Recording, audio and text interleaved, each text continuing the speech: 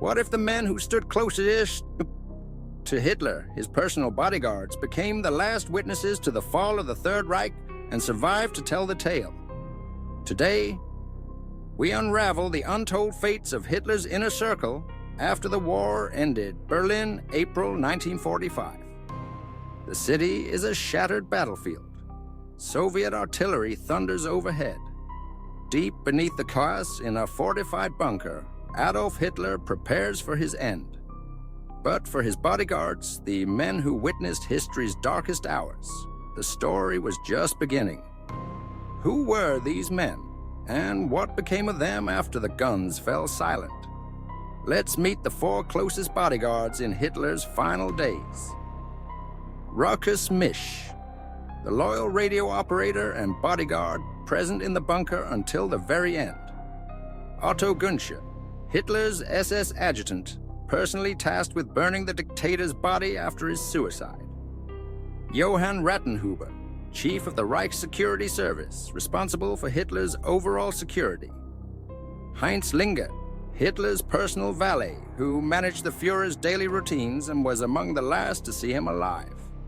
Each came from ordinary backgrounds, yet found themselves at the epicenter of history. See their real photos at the end of this video. As Berlin collapsed, these men faced a desperate choice: flee, fight, or surrender. Misch tried to escape disguised as a civilian, but was captured by Soviet forces near Sierstrasse. His knowledge of Hitler's communications made him a valuable prisoner. Günsche was seized after carrying out Hitler's final order, the burning of his body. He became a key Soviet target due to his direct involvement in the dictator's death. Ratenhuber was apprehended by Soviet Smersh, interrogated intensely about security protocols, escape rumors, and conspiracy theories.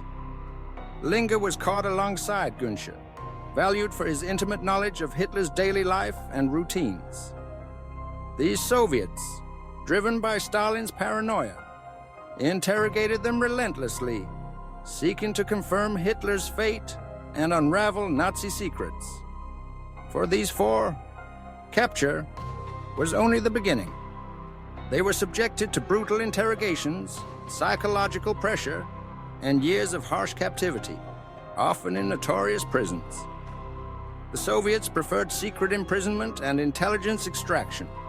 The fate of each man depended less on personal guilt and more on their perceived value to Soviet intelligence. After years in captivity, each man's post-war journey took a different path. Rochus Misch, released after 8 years, he returned to Germany and lived quietly, working in industrial sales. He often shared his memories in interviews and lived until 2013. Otto Günsche. After his release, he kept a low profile and rarely spoke of his past, dying in 2003, Johan Ratenhuber. Freed in 1955, he returned to Munich in poor health and died just 2 years later.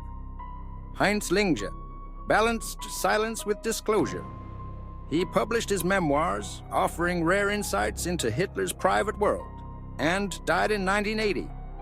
Their testimonies, whether extracted under duress or shared later, became essential historical sources, helping piece together the truth of Hitler's final days. These men, once silent sentinels, became reluctant witnesses to history's most infamous regime. But here's the twist. While some, like Misch, remained defiantly loyal and unrepentant, others faded into obscurity, their stories lost to time. Their fates remind us that history is not just shaped by leaders, but also by those who stood in the shadows, watching, surviving, and sometimes telling the tale. What would you have done in their place? Let us know in the comments.